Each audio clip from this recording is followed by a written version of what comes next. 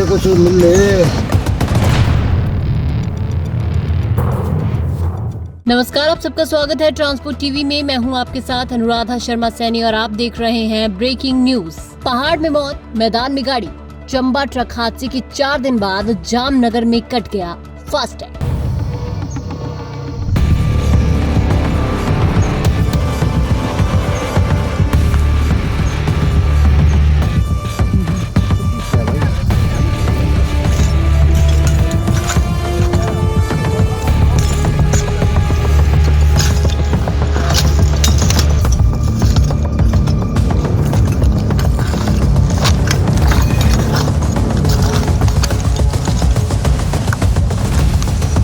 हिमाचल के चंबा में एक ट्रक हादसा हुआ जिसमें गाड़ी जो है वो सड़क से नीचे जा गिरी और इस गाड़ी में ड्राइवर की मौत हो गई। लेकिन ये क्या, चंबा ट्रक हादसे के 4 दिन बाद इसी गाड़ी का फास्टैग कट गया। आखिर कैसे, क्या है पूरा मामला, बताएंगे आपको। लेकिन उससे पहले एक जरूरी जानकारी। ट्रक हो या बस, टैक्सी हो या ऑटो, छोटा हाथी हो या पिकअप, इन सब का बीमा सिर्फ और सिर्फ ट्रांसपोर्ट मॉल से। गाड़ी की आरसी और पुरानी बीमा पॉलिसी अभी भेजिए 90-831 पर। चलिए बढ़ते हैं आगे। हिमाचल के चंबा में 4 जुलाई को एक दर्दनाक हादसा हुआ था जहां टाइल से भरा ट्रक करीब 200 फीट गहरी खाई में गिर गया। हादसे में राजस्थान के श्रीगंगानगर जिले के सवंसर निवासी चालक राम स्वरूप की मौके पर ही मौत हो गई थी। लेकिन ये कहानी जो है ये यहीं खत्म नहीं होती। 4 दिन बाद 8 जुलाई को कुछ ऐसा हुआ जिसने सबको चौंका दिया। राम स्वरूप की उसी ट्रक का फास्टैग कट गया और वो भी सैकड़ों किलोमीटर दूर संगाना टोल प्लाजा पर। सीसीटीवी फुटेज में भी ट्रक गुजरता हुआ दिखाई दे रहा है। आप देख सकते हैं कि सीसीटीवी फुटेज में ऊपर तारीख जो है वो साफ लिखी है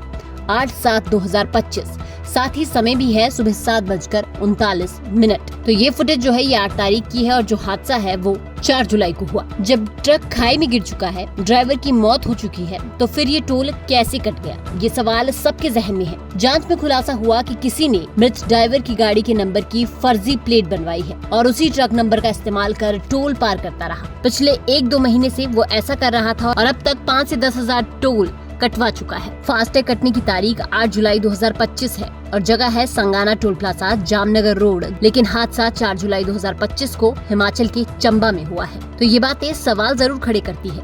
गांव के कुछ जागरूक लोगों को जब इस बात की भनक हुई तो उन्होंने जांच शुरू की। ट्रक नंबर ट्रैक किया गया और सीसीटीवी फुटेज निकलवाया गया। जब फर्जी ड्राइवर से संपर्क किया गया तो उसने गलती स्वीकार कर ली और कहा कि वो सारा पैसा लौटाएगा। लेकिन यहाँ कई बड़े सवाल खड़े होते हैं। सबसे पहला सवाल, फास्टैग को उसने अपने अकाउंट से कैसे लिंक किया? क्या फास्टैग सिस्टम में सिक्योरिटी की बड़ी चूक है? क्या बिना दस्तावेज के भी कोई फास्टैग अकाउंट से ट्रक को लिंक कर सकता है? सवाल नंबर 2, क्या फर्जी ड्राइवर ने एक अनपढ़ चालक की मौत का फायदा उठाया? चालक रामस्वरूप साधारण पृष्ठभूमि से था जिन्हें डिजिटल फ्रॉड की कोई जानकारी नहीं थी। यही कमजोरी शायद उस फर्जीवाड़े की सबसे बड़ी ताकत बन गई। इस पूरी घटना ने एक बड़ा संदेश जरूर दिया है। फास्टैग का दुरुपयोग कितना खतरनाक और संवेदनशील हो सकता है।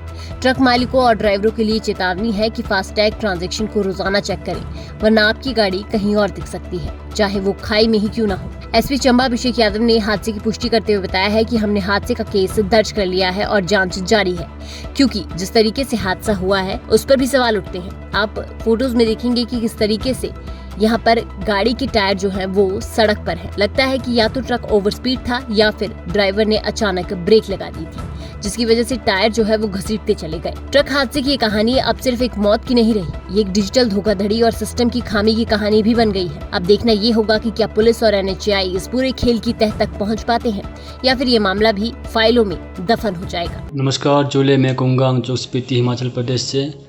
मैंने अपनी गाड़ी का इंश्योरेंस 2-3 साल से ट्रांसफर मॉल से कराया है।